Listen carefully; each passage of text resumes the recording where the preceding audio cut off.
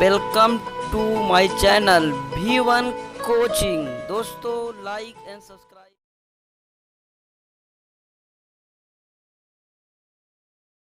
चलिए हम शुरुआत करते हैं। तो हमारा इसी बीच में कुछ अच्छा हो जाए और हमसे मतलब जब भी हमारा पेपर हो तो हमसे वो पेपर छूटे ना।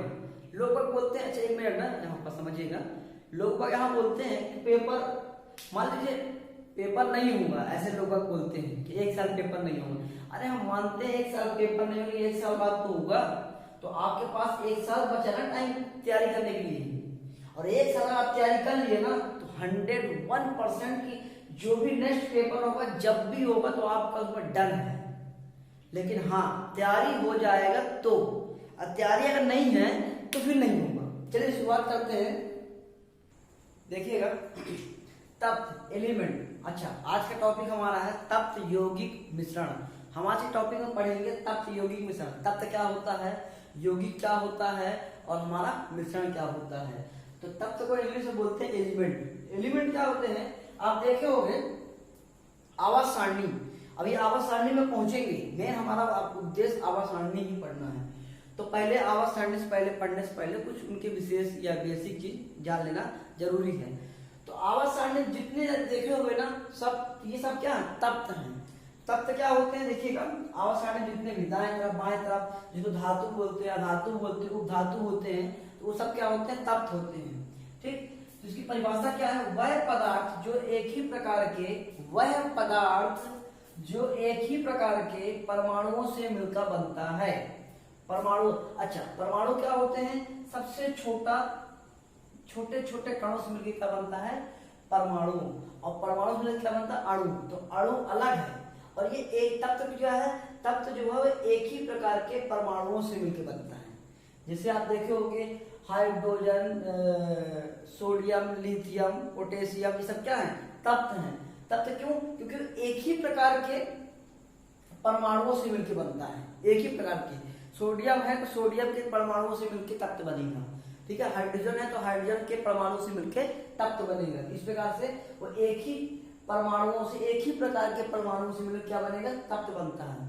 और जो अणु होता है वो कई परमाणुओं से, एक ही प्रकार के परमाणु से नहीं, कई प्रकार के और कई परमाणुओं से मिलकर अणु बनता है।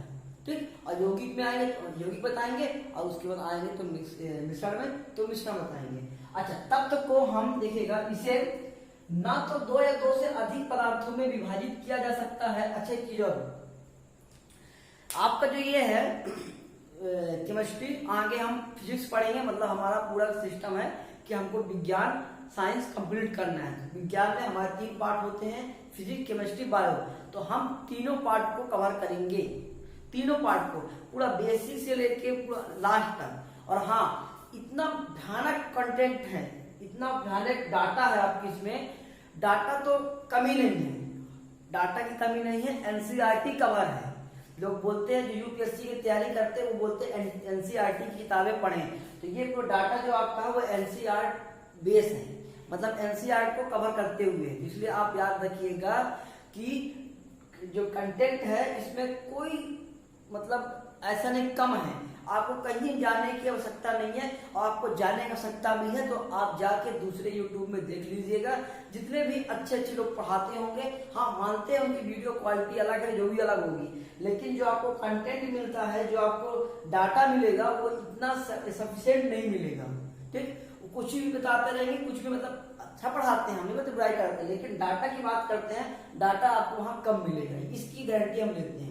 और जो डाटा है ये एकदम 100% जितना भी अपलोड वीडियो हो गई है, जितना अपलोड वीडियो होगी वो 100% सत्य डाटा है। क्यों, क्योंकि ये एनसीईआरटी से लिया गया है, इसलिए आप इसको देखिएगा और आगे और वीडियो आएंगे तो उनको भी। और लाइक सब्सक्राइब जरूर करिएगा, बेल आइकन भी दबाइएगा। लोग बात नहीं दबाते, उनको मालूम जैसा वीडियो का अपलोड होती है तो आप कभी कभी टाइम आगे पीछे हो जाता है, इसीलिए आप बेल आइकन दबाएंगे तो आपको वहां पास जब भी वीडियो अपलोड होगी तो आपको वहां पास क्या हो जाएगा मालूम चल जाएगा। चलिए देखिएगा, तो इससे तत्व को दो या दो से अधिक पदार्थों में विभाजित नहीं किया जा सकता और ना ही इसे दो या दो से अधिक पदार्थों के योग से बनाया जा सकता है। मतलब कोई दो पदार्थ ले ले और उनको बना ले, कोई दो पदार्थों में उनको विभाजित कर दे, ऐसा नहीं होता, क्योंकि वो एक ही प्रकार के परमाणु से मिलकर बनता है। तो दो की तो बातें नहीं है, ना तो इसको विभाजित कर सकते हैं और ना ही इसको हम, एक मिनट, मार्कर गिर जाता है हमारा, सॉरी ढक्कन गिर जाता है। तो एक ही प्रकार के परमाणु से मिलकर बनता है, ठीक। और ये वह शुद्ध पदार्थ होता है, ये मौलिक पदार्थ होता है, शुद्ध पदार्थ होता है। तप्त एक शुद्ध पदार्थ होता है, यौगिक आगे पढ़ेंगे वो तप्तों से मिलकर बनता है, तो शुद्ध नहीं होता। तो इसलिए तप्त जो होते हैं वो क्या होते हैं, शुद्ध होते हैं और मौलिक पदार्थ होते हैं। क्लियर। अब देखें तप्त यहाँ देखेंगे, अब तक पूरे पृथ्वी में या अब तक कितने तत्वों की खोज हो चुकी है। तो हम आपको बता सकते हैं, आपको ज्ञान भी होगा कि अब तक 118 तत्वों की खोज हो चुकी है। 118 को कई विभाजित में बांटा गया है, उन विभाजितों को पेपर पूछता है। तो आप देखिएगा 118 की बात करें जाए तो 112 जो है पृथ्वी में पाए जाते हैं और 6 जो है पृथ्वी में नहीं पाए जाते हैं। 112 पृथ्वी में पाए जाते हैं और 6 पृथ्वी पे नहीं पाए जाते हैं। डाटा आप याद रखिएगा, पेपर में पूछ लेता है कि पृथ्वी में कितने पाए जाते हैं, कितने नहीं पाए जाते हैं। फिर 118 की बात करेंगे तो 20 जो तत्व हैं वो कृत्रिम तरीके से बनाए जाते हैं और 98 जो है या प्राकृत में पाए जाते हैं। क्लियर। आगे देखिएगा, अगर 118 में बात किया जाए कि धातु कितने हैं और उप धातु कितने हैं, तो 118 में जो धातु है 91 है और धातु जो नॉन मेटल जो है वो है 27 है। क्लियर। लेकिन अगर बात किया जाए धातु और अधातु और उप धातु में, तीन चीज में धातु, अधातु, उप धातु, धातु जो है मेटल 91 आप बता चुके हैं, लेकिन अधातु जो है वो बढ़ जाते हैं उप धातु और अधातु में। तो आपके धातु यहाँ पास हो जाते हैं 22 नॉन मेटल और सब मेटल जाते हैं आपके 5 आपका सही है। कभी कभी कुछ बुकों में 7 दिया जो कि 7 गलत है, हम बता दें आपको। तो 5 यहाँ पास सही है, तो 5, 22 और 91 मिला के आपके 118 हो जाएंगे। इस प्रकार से आपके धातु संख्या 5 है, अधातु 22 है और धातु जो है 91 है। इसको बोलते हैं मेटल, नॉन मेटल और सब मेटल। अब बात करेंगे कि धातु में कितने ठोस और कितने द्रव पाए जाते हैं। अब समझिएगा, सामान्यतः, फिर से बोल रहा हूं, सामान्यतः धातु जो होती है वो ठोस होती है, ठीक। लेकिन यहाँ पास एक ऐसा धातु जो है जो द्रव अवस्था में, एकमात्र धातु जो द्रव अवस्था में पाया जाता है। सबसे इंपॉर्टेंट क्वेश्चन और कई बार पेपर पूछ चुका है वो है पारा। एकमात्र धातु जो द्रव अवस्था में रहता है वो है पारा, ठीक, जिसका साइन होता है Ag, सिंगल एक है।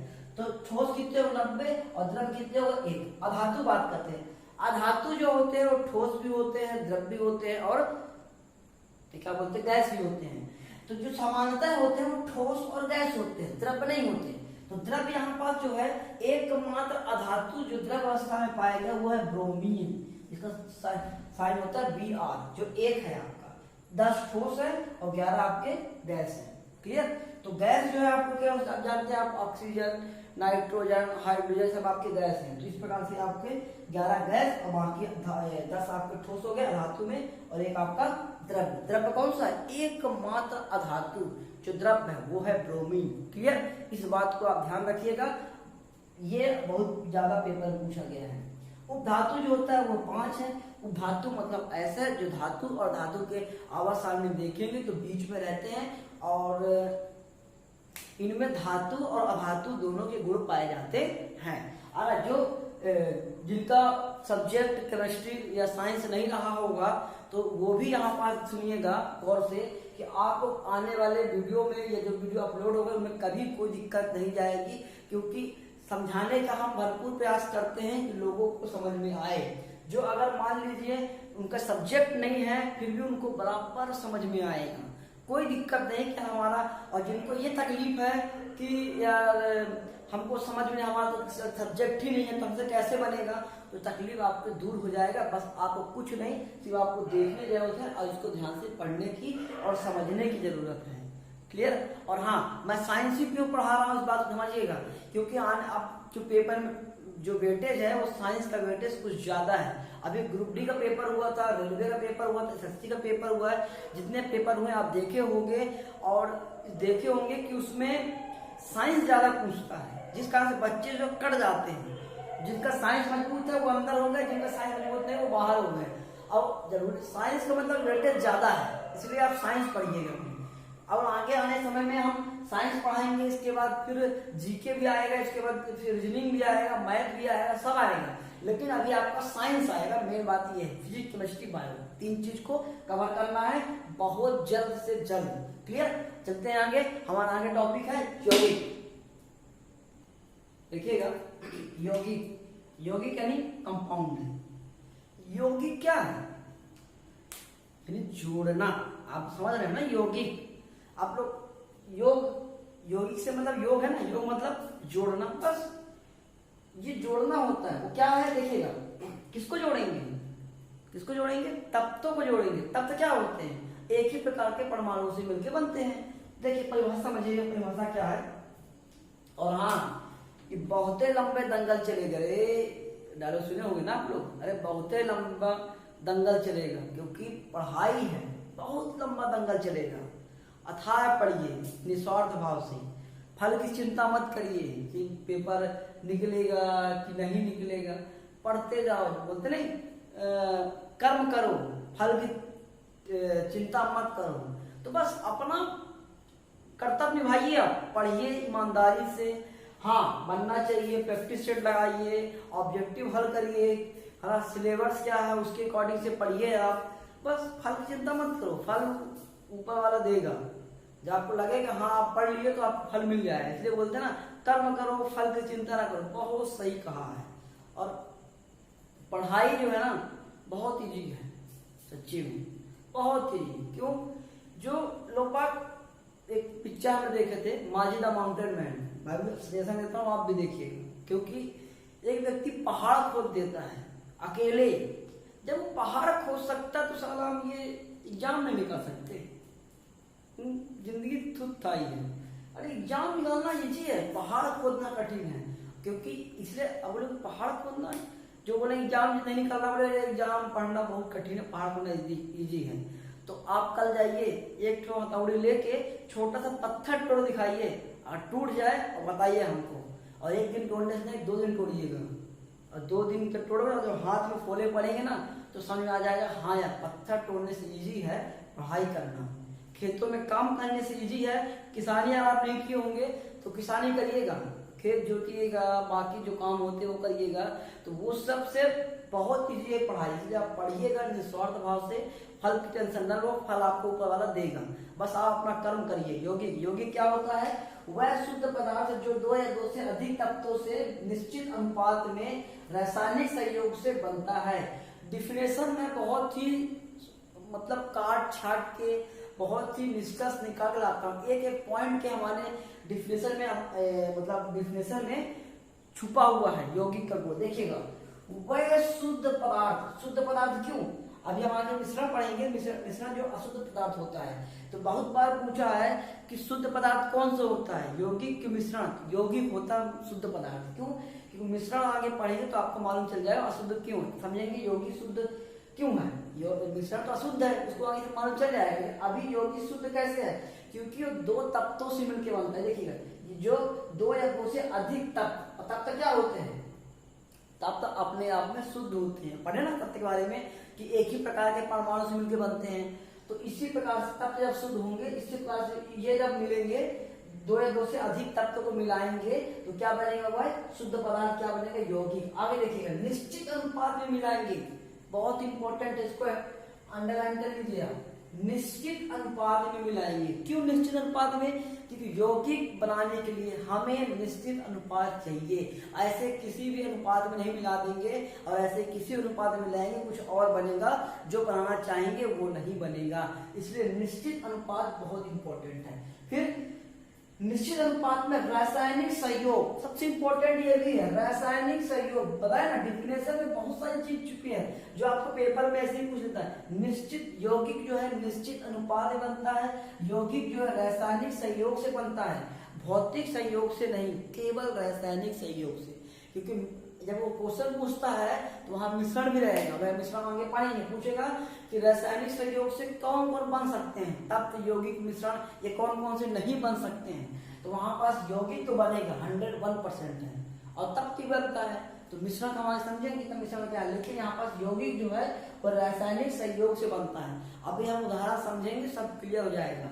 तो याद रखिएगा, शुद्ध पदार्थ है, तत्वों से मिलकर बनता है, निश्चित अनुपात में बनता है, रासायनिक संयोग से बनता है, और यह एक और इम्पोर्टेंट, यह एक नए यौगिक का निर्माण करता है, क्योंकि जो आप बनाओगे वो नहीं, एक नए यौगिक का निर्माण करता है। बस यही चीज आपकी जो डिफिनेशन है ना, पता है ना, डिफिनेशन जो है बहुत ही काट छाट के लाता हूँ, जो मतलब आपके लिए जरूरी है। तो रासायनिक संयोग, एक नया यौगिक, निश्चित अनुपात, तत्वों को मिला के शुद्ध पदार्थ, ये बनेगा डिफिनेशन, इसी बोलते हैं यौगिक। देखिएगा जल, पूरा क्लियर उदाहरण से आपको समझ में आएगा। जल का जो वो होता है H2O, यानी कि हाइड्रोजन के 2 परमाणु और ऑक्सीजन के 1 परमाणु। यहाँ पर लिख दे कि हाइड्रोजन के 2 परमाणु, ऑक्सीजन के 1 परमाणु, जिसको बोलते हैं एटम। ठीक, तो मिलके बनते हैं। अगर आप समझिएगा, हाइड्रोजन के अणुओं से मिलके बना है, यानी कि तत्व जिसको बोलते हैं, और ये ऑक्सीजन, तो हाइड्रोजन के 2 तत्व हो गए और ऑक्सीजन के 1 परमाणु। ठीक, तो 2 परमाणु हो गए इसके, हाइड्रोजन के, 1 ऑक्सीजन के हो गए, और निश्चित अनुपात में। तो निश्चित अनुपात कैसे, 2:1 रेशियो है ना, 2:1। देखिएगा, अगर हम एक चीज और समझिएगा, निश्चित अनुपात कैसे, ये देखिए, इसका मतलब समझिएगा, निश्चित अनुपात कैसे। तो निश्चित 2:1, अगर हम इसे 1:1 में मिलाएंगे क्या जल बनेगा, कभी नहीं बनेगा, क्योंकि H2O में बनेगा। ये हाइड्रोजन के 2 परमाणु, ऑक्सीजन के 2:1 में ही बनेगा, इसलिए निश्चित अनुपात है इसका। 3:1 में न बनेगा, ये 3:2 में नहीं बनेगा, एक निश्चित अनुपात, समझ में आया। दूसरा, रासायनिक संयोग, इसका मतलब क्या, जल जब बनाओगे तो क्या ऐसे हाइड्रोजन के पकड़ के ले आए 2 अणु, ऑक्सीजन के 2 मिला के जल बन गया, नहीं बना। क्यों, क्योंकि उसको रासायनिक संयोग से बनता है। और वैसे भी अगर ऐसे बनने लगे जल ना, कि मतलब, या निश्चित संयोग, मतलब निश्चित तो ठीक है, रासायनिक संयोग नहीं, मतलब ऐसे ही जल बनने लगे कि 2 हाइड्रोजन पकड़ लाते हैं और 1 ऑक्सीजन के परमाणु ले आते हैं और बना दे, आपस में उनको जोड़ देते हैं, मिला दें तो जल बन जाए, है ना। तो ये पॉसिबल नहीं। अगर ये पॉसिबल होता तो पूरे विश्व में जो जल का संकट पैदा हो रहा है वो संकट दूर हो जाता। देखो, हर कोई जल बना लेता, हर कोई जल बना लेता ना, तो पूरे विश्व में जो संकट है जल का वो दूर जाता, क्योंकि हर कोई जल नहीं बना सकता। क्यों, क्योंकि वो रासायनिक संयोग से बनता है, रासायनिक संयोग से ही बनेगा।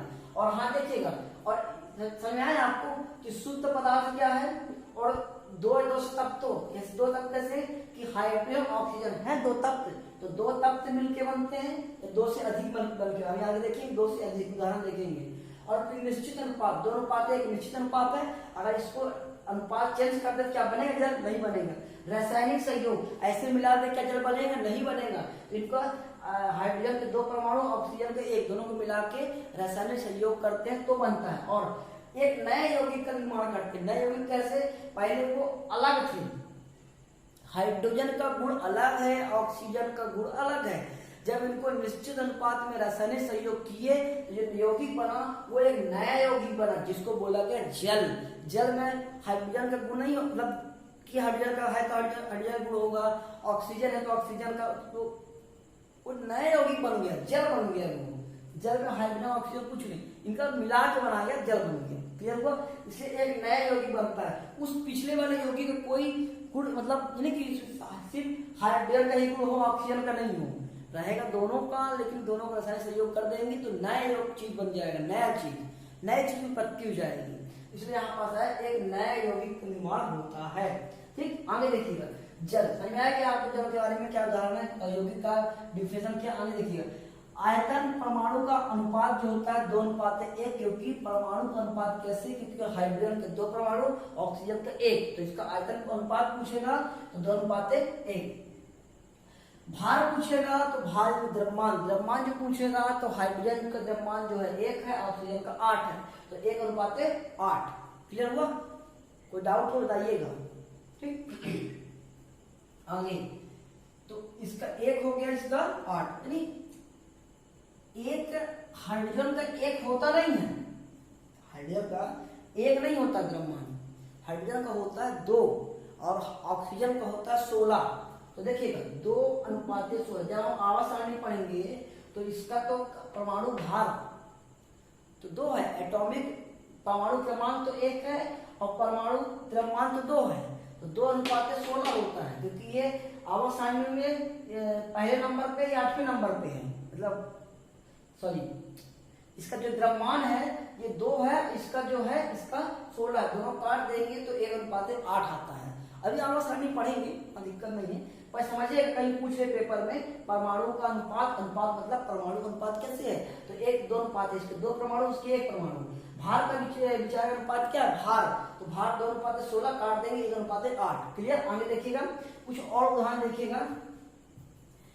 H2SO4 क्या है, एक निश्चित अनुपात में होता है, क्योंकि देखिए H2O तो हाइड्रोजन के 2 परमाणु, सल्फर के 1, ऑक्सीजन के 4 परमाणु मिलके बनते हैं H2SO4। आगे देखिएगा, sulphur dioxide SO2 sulphur dioxide, ammonia, ये सब क्या है, NH3 क्या है, CH4 अल्कोहल, C2H5OH क्या ये अल्कोहल का सूत्र यौगिक है, ये क्या क्या है, यौगिक। ये CH4 ये क्या है, मीथेन। तो मीथेन जब बनेगा ना तो यहाँ पर मीथेन का जो है एक निश्चित अनुपात मिलाएंगे, सहयोग करें, रासायनिक सहयोग करें, तब जाके मीथेन बनेगा। क्लियर है? तो ये उदाहरण है किसके, यौगिक के, sulphur dioxide, ammonia, methane, ethane, ethane मतलब अल्कोहल, इथेनॉल मतलब अल्कोहल, और ये सब उसके क्या है, रासायनिक सहयोग से ये बने हैं। इसके बाद सॉरी इसके बाद यौगिक के गुण क्या होते हैं, यौगिक का संगठन जो होता है स्थायी होता है। स्थायी कैसे होगा कि मतलब बन गया तो फिर बन गया, जब तक उसे आप तोड़ोगे नहीं तब टूटेगा नहीं, स्थायी रहेगा। दूसरा, यह रासायनिक परिवर्तन का उदाहरण है, और यह रासायनिक परिवर्तन का है क्योंकि रासायनिक के सहयोग से बनता है, तो रासायनिक परिवर्तन होता है, भौतिक परिवर्तन तो होगा ही नहीं यहाँ पास। क्लियर? और इसमें अभिक्रिया होता है, अभिक्रिया मतलब रासायनिक सहयोग, अभिक्रिया मिलाएंगे तो अभिक्रिया होता है, आपस में ऐसे मिला देने से नहीं बन जाता है, तो अभिक्रिया होता है। यौगिक का निर्माण रासायनिक विधियों से होता है, और यौगिक का तोड़ना या पृथक करने के लिए भी रासायनिक विधि का इस्तेमाल किया जाता है। केवल यौगिक, अब देखो यहाँ पर कि जब यौगिक बनाते हैं तो रासायनिक विधि का ही इस्तेमाल करते हैं, और जब इनको तोड़ेंगे तो जब आपको तोड़ना होगा तब भी आपको रासायनिक विधि का इस्तेमाल करना पड़ेगा, ऐसे नहीं टूट जाएगा। क्लियर हुआ? चलिए हम अपन चलते हैं नेक्स्ट टॉपिक पे। हमारा नेक्स्ट टॉपिक है क्या है, मिश्रण। तब तो यौगिक हो गया है, अब मिश्रण के बारे में देखेंगे। देखिएगा हमारा तब तो यौगिक हो गया, अब चलेंगे मिश्रण में। इसको बोलते हैं मिश्रण। मिश्रण क्या है, कुछ नहीं, किसी भी 2 चीज को मिला दे, तब तो यौगिक पड़ेगा ना, तो तब को उठाओ, यौगिक को उठाओ, मिला दो, बन गया मिश्रण। किसी भी 2 चीज को, जो भी आप मिश्रण तो आप भी बना सकते हो, बनाते भी हो घर में, कई चीज का मिश्रण बनाते होंगे, कुछ भी चीज, शक्कर में नमक डाल दिए या गेहूं में कंकड़ डाल दिए, कुछ भी मिश्रण, ये सब मिश्रण के उदाहरण है ना। तो मिश्रण को आप भी बना सकते हो, मिश्रण बहुत ही सरल तरीके से बनता है और बहुत ही सरल तरीके से अलग भी हो जाता है।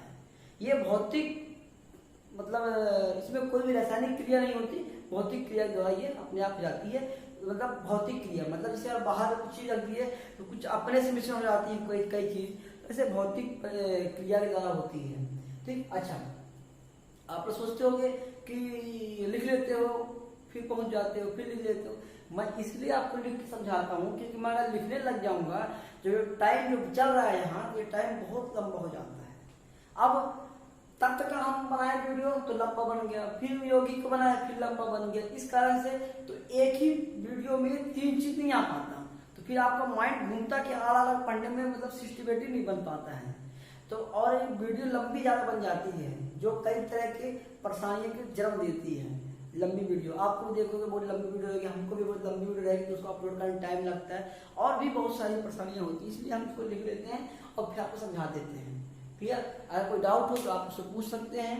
अच्छा, किसी भी तरह का आपका ओपिनियन है, देना चाहते हो। अच्छा, थोड़ा बहुत क्वालिटी कमजोर है क्योंकि थोड़ा सा लॉकडाउन चल रहा है। लॉकडाउन जैसे ही खत्म होगा तो इसमें प्रयास किया जाएगा क्वालिटी के में, आवाज में, और भी अभी तो शुरुआत है, आगे आगे देखो होता है क्या। देखिएगा, मिश्रण वह अशुद्ध पदार्थ है। देखिए बताए ना, अभी पीछे हम यौगिक पढ़े हैं, इसमें शुद्ध था, इसमें अशुद्ध हो गया। अशुद्ध इसको नोट करिएगा क्योंकि मिश्रण जो होता है वो अशुद्ध पदार्थ होता है।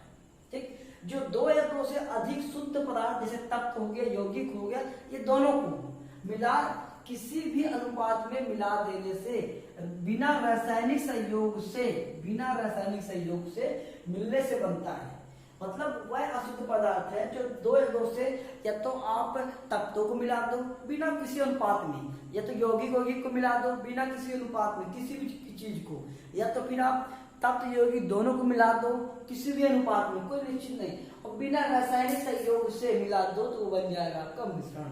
ठीक, याद रखिएगा, बिना रासायनिक संयोग से बनता है, अशुद्ध पदार्थ होता है, और तत्व और मिश्रण तत्व यौगिक से बनता है, या फिर दोनों, या तत्व से बनेगा या यौगिक से बनेगा, या फिर दोनों से बनता है। ठीक है, उदाहरण समझेंगे जब समझ में आता है। हवा क्या है? बहुत बार पूछा उदाहरण क्वेश्चन पेपर में, और इससे पेपर में बहुत क्वेश्चन आते हैं तत्व यौगिक से कि ये क्या है, तत्व है कि यौगिक है। बस सबसे सरल तरीका है जिसे आप अलग कर लो, जो बहुत आसानी से जो बनता है वो मिश्रण बिना निश्चित अनुपात से, बिना रासायनिक संयोग से, तो वो क्या हो जाएगा आपका मिश्रण। और जो रासायनिक संयोग से बनेगा, जिसको अलग करने में और बनाने में दिक्कत जाता है, और जो दोनों को बनाने पर एक नया चीज बन जाता है, वो यौगिक कहलाता है, और मिश्रण वही का वही रहता है। ठीक, जैसे हवा तो वही का वही है ना, कई प्रकार के हवा मिला है, नाइट्रोजन, ऑक्सीजन, कार्बन डाइऑक्साइड, जल वाष्प के कण होते हैं, प्लस और बहुत सारे चीज होते हैं, ये सब मिलके हवा बनते हैं। लेकिन है तो वो भी हवा और ये भी हवा है, कोई नया यौगिक नहीं बना यहाँ पे, बना क्या? तो बस इसी प्रकार से आप पहचान सकते हो कुछ पॉइंटों को नोट करके कि ये शुद्ध पदार्थ, अशुद्ध पदार्थ क्या, इनको नोट कर लो, रासायनिक अभिक्रिया हो रही है कि नहीं हो रही, इनको नोट कर लो। तो इससे आप क्या है, यौगिक और मिश्रण में अंतर बता पाओगे। क्योंकि पूछता है, एग्जाम पूछ लेगा हवा क्या है, यौगिक है, मिश्रण, तो बस बता दीजिए हवा जो कई प्रकार के जैसे नाइट्रोजन, ऑक्सीजन, कार्बन डाइऑक्साइड, जल वाष्प, इन सबके क्या है, मिश्रण है। ठीक, मतलब इसलिए मिश्रण है ऊपर बोल दिए क्योंकि नाइट्रोजन कोई अनुपात नहीं है, कोई निश्चित अनुपात नहीं है, ऑक्सीजन का कोई निश्चित अनुपात नहीं है, जल वाष्प का कोई निश्चित अनुपात नहीं है, CO2 कार्बन डाइऑक्साइड का कोई निश्चित अनुपात नहीं है, मिले जा रहा है किसी भी अनुपात में, बन गया हवा। क्लियर? आगे देखिएगा, समुद्री जल में जो कई लवणों का जल का में मिश्रण होता है, मतलब इसमें कई लवण होते हैं, जिसमें से मेन लवण होता है सोडियम क्लोराइड, जिसको आप देखते होगा नमक जो खाते हैं ना, इसको प्राप्ति होती है हमको, तो उस प्रकार से तो इसमें कई प्रकार के लवण पाए जाते हैं, जो सबसे प्रमुख होता है सोडियम क्लोराइड, याद रखिएगा। तो समुद्री जल पूछे उदाहरण में, या पीतल, और सारे उदाहरण है, पीतल पूछेगा। पीतल क्यों पूछेगा? क्योंकि पीतल एक मिश्र धातु है। मिश्र धातु मतलब जितने भी मिश्र धातु होती है सब मिश्रण है, क्योंकि मिश्र धातु जो है कोई निश्चित अनुपात में नहीं आता, एक मतलब प्रतिशत होता है कि तांबा 70%, जैसे पीतल जो है, पीतल तांबा और जस्ता से मिलकर बनता है, तो तांबा जो 70%, जस्ता जो 30%, इसमें हम कम ज्यादा कर सकते हैं, इसको 60% कर दें और इसको 40% कर सकते हैं, कोई दिक्कत नहीं, पीतल बन जाएगा। ठीक, क्योंकि निश्चित अनुपात इनका नहीं होता, कम ज्यादा कर सकते हैं। तो अच्छा, बाकी मिश्र धातु हम लाएंगे टॉपिक याद करने का, मिश्र धातु कैसे याद करते हैं कि पीतल के पूछ रहे किससे मिलके बनता है, तो आप देखिए पिताजी, क्या याद करिएगा, जब भी बोलेगा पीतल किससे मिलके बना है, बाकी हम मिश्र धातु के लिए लेके आएंगे आपके सामने, बहुत ही शानदार क्लिप। अभी पीतल आया तो पीतल कैसे याद रखेंगे, पिताजी, पी से पीतल, ता से तांबा, जी से जस्ता। तो पीतल जो है पिताजी से बना है, तो पी से पीतल, ता से तामा, जी जो है जी से पिताजी, जी लास्ट वाला जो जी है उससे क्या बनेगी जस्ता, बन गया।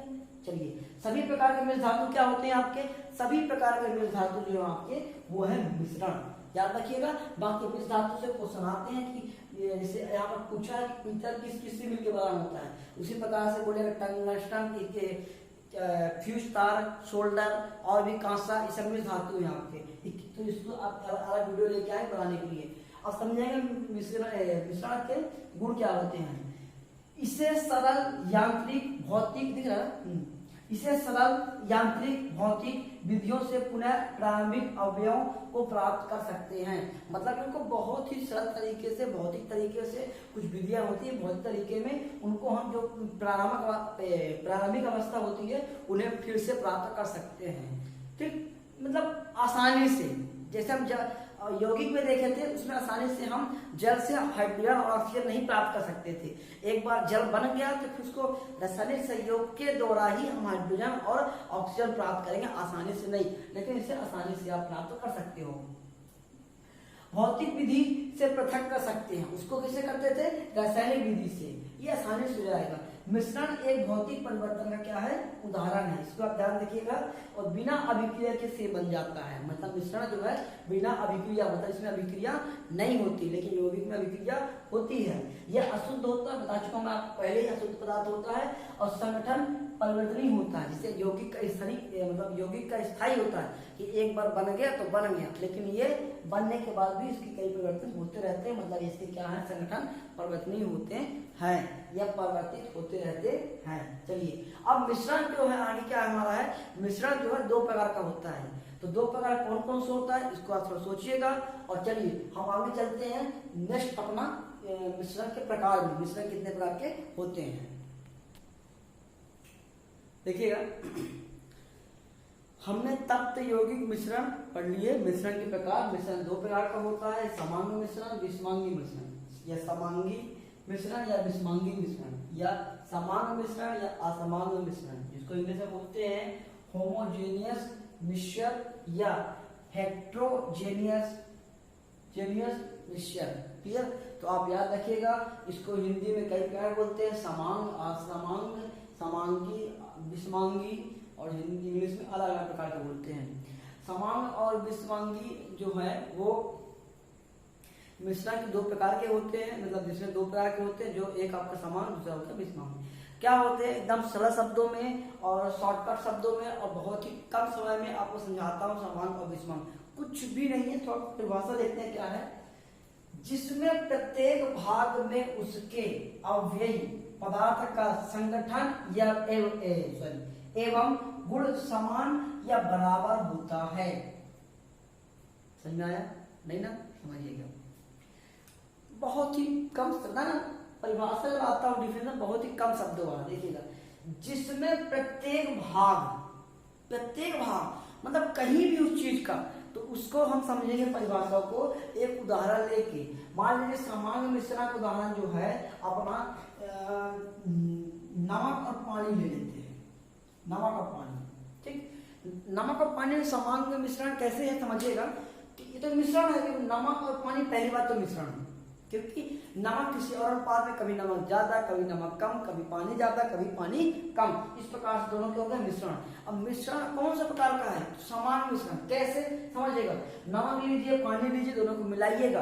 अब देखिए समझिए परिभाषा को, जिसमें प्रत्येक भाग, नमक पानी मिला दी ना, उसमें कहीं भी प्रत्येक भाग में उसके अवयवी पदार्थ, मतलब उसके जो पदार्थ होंगे, जो पानी में नमक घुल गया है, वो घुलने के पदार्थ जो बन गया है, तो का संगठन एवं गुण समान होंगे। मतलब कहने का मतलब निष्कर्ष में आ जाए तो नमक और पानी को मिला दें तो पानी को आप चाहे ऊपर स्वाद टेस्ट करिए या तो आप नीचे मतलब चेक करिए, तो पानी और नमक को आपको सही मात्रा में हर जगह मिलेगा, मतलब उतना ही नमक मिलेगा। जैसे पानी नमक घोल दिए, अब पानी के चाहे आप इतना सा भाग चेक करिए, मतलब टेस्ट करिए, तो आपको उतना ही पड़े मिलेगा। और नीचे देखेंगे, जब ऊपर टेस्ट किए तो उतना ही आपको नमक पानी का स्वाद मिलेगा, और नीचे टेस्ट करेंगे तो आपको उतना ही स्वाद पानी मिलेगा। बीच में टेस्ट करेंगे तो आपको वही स्वाद का टेस्ट मिलेगा। मतलब वही मिलेगा जो आपको ऊपर नीचे सब जगह बराबर, प्रत्येक भाग में उसके संगठन जो है बराबर होंगे। कहीं आपको ऐसा नहीं कि ऊपर भाग चेक किए तो नमक कम मिला, नीचे भाग में चेक किए तो नमक ज्यादा मिला। जब अच्छे से घुल जाए तो की बात कर रहे हैं, ना कि आप हल्का से लिए घोले नहीं और चेक करने लगे तो नीचे ज्यादा ही होगा ना, ऐसी बात नहीं। अच्छे से घोल लीजिए उसको मिश्रण को, फिर चेक करिए तो हर जगह में आपको वो बराबर ही मिलेगा, ऊपर नीचे बराबर, हर जगह बीच में आए दाएं बाएं जहां भी सब जगह बराबर होगा। क्लियर हुआ? आगे देखिएगा, इसके घटकों को अलग अलग नहीं पहचाना जा सकता है। समझिए उदाहरण, नमक और पानी। नमक और पानी को आप घोल दिए, क्या उसको अलग अलग आप पहचान सकते हो? ये नमक है, ये पानी है? नहीं पहचान सकते, पहली बात। ठीक, जो अलग अलग ना दिखे वो होता है समांगी मिश्रण। बहुत शॉर्ट कर सकते हो। जो अलग अलग ना दिखे वो है समांगी मिश्रण। विषमांगी मिश्रण क्या होता है समझिएगा, जिसके प्रत्येक अवयव जो पदार्थ होते हैं वो बराबर नहीं हो। समझे उदाहरण से, चावल और कंकड़। चावल और कंकड़ जो है वो विषमांगी मिश्रण है। क्यों? क्योंकि इनको बिना निश्चित अनुपात में नहीं, ऐसे मिला दिए मिल गए मिश्रण है, कोई निश्चित अनुपात नहीं, चावल और कंकड़ मिल गए। अब ये विषमांगी क्यों हो गया? क्योंकि चावल और कंकड़ के बराबर नहीं होते। क्या बराबर नहीं होते? जिसमें प्रत्येक भाग में उसके अवयव पदार्थ संगठन या गुण समान नहीं होते। कहीं आप चावल इतना लीजिए तो चावल कहीं ज्यादा होगा, कहीं कंकड़ ज्यादा होगा, कहीं बीच से उठाइए तो बीच में कहीं कंकड़ नहीं होगा, फिर किनारे से एकदम नीचे से उठाइएगा तो कंकड़ ज्यादा चावल कम होंगे। लेकिन क्या हम यहाँ देखे थे नमक और पानी में, नमक और पानी में स्वाद चेक किए थे, ऊपर भी वही स्वाद, नीचे भी वही स्वाद और दाएं बाएं बीच में सब जगह वही स्वाद। लेकिन यहाँ पर चावल कंकड़ की बात करेंगे तो नीचे कंकड़ ज्यादा कभी होता है, कभी ऊपर कंकड़ ज्यादा होता है, मतलब निश्चित नहीं रहता हर जगह, मतलब उसका बराबर नहीं होता, हर जगह बराबर नहीं होता, इसका हर जगह क्या होता है? बराबर होता है बस। फिर शॉर्टकट में अलग अलग पहचान कर सकते हैं, कंकड़ को और चावल को आप अलग अलग पहचान कर सकते हो ना, लेकिन नमक और पानी को अलग अलग पहचान नहीं कर सकते। तो ये होते अंतर, मतलब समांगी मिश्रण के और विषमांगी मिश्रण के। और जो अलग अलग दिखे वो होता है विषमांगी मिश्रण। कभी कभी पूछ लेता उदाहरण कि जैसे पूछेगा जल और तेल। जल और तेल किसका क्या है? तो पहली बात तो जल और तेल बिना यौगिक के, बिना निश्चित अनुपात के मिलाते हैं तो रासायनिक संयोग बनता है? नहीं बनता है। ऐसे मिला दिए जल और तेल, बन गया, क्या बन गया? मिश्रण। मिश्रण में कौन सा है? समांगी मिश्रण है। क्या हर जगह तेल और जल की मात्रा बराबर होती है? नहीं। क्यों? कि वो तेल ऊपर ज्यादा रहता है, नीचे तेल कम रहता है, नीचे जल ज्यादा रहता है, इसलिए कौन सा हो गया? विषमांगी मिश्रण। और जल और बालू, बालू आप मिलाओगे जल में तो नीचे जो होगा, देखिए जो सबसे सरल तरीका है, जो यहाँ मिला दिए सभी जगह एक ही स्वाद होगा, वो होगा समांगी मिश्रण। और जो चीज यहाँ मिलाओगे कभी ऊपर ज्यादा कभी नीचे कम, कम या ज्यादा होगा, कम या ज्यादा होता है कहीं भी, हर जगह मतलब बराबर नहीं होता, तो उसे बोलते हैं विषमांगी मिश्रण। जैसे जल और तेल में तेल ऊपर ज्यादा होगा, मतलब तेल जो ऊपर में ज्यादा होगा नीचे में कम होगा। नमक और चीनी, जल और बालू, देखिएगा जल और बालू में क्या होगा समझिए। जल और बालू में, जल और बालू जब घोलोगे तो बालू जो है नीचे बैठ जाएगा और जल जो है ऊपर हो जाएगा, मतलब बालू जो है नीचे ज्यादा होगा और ऊपर कम होगा जल। ठीक, इस प्रकार से बराबर नहीं होगा। लेकिन यहाँ पर समझिएगा एल्कोहल और पानी, एल्कोहल अगर आप नहीं पियोगे तो कोई दिक्कत नहीं, मत पीजिए, अच्छी भी चीज है बुरी भी चीज है। एल्कोहल प्लस पानी, किसी भी चीज का ज्यादा सेवन करना हानिकारक ही होता है। देखिएगा एल्कोहल और पानी को मिलाएंगे तो मिला दिए, अब हर जगह टेस्ट करिए, मतलब करिए नहीं बस समझिएगा, हर जगह टेस्ट करेंगे तो उसका स्वाद, मतलब जो स्वाद होगा वो एक ही होगा। कहीं ऐसा नहीं कि अल्कोहल ऊपर ज्यादा नीचे कम होगा, ऐसा नहीं, हर जगह बराबर होता है। लेकिन यहाँ पर देखेंगे नमक और चीनी में, नमक और चीनी मिलाएंगे तो कभी उठाएंगे नमक ज्यादा कभी चीनी ज्यादा, इस प्रकार से। पानी मिट्टी वही चीज मिश्र धातु में होता है, वही चीज बारूद और वायु और प्लस अमोनियम में होता है, ऐसे ही चीज। ये सब होते हैं समांगी मिश्रण और ये विषमांगी मिश्रण।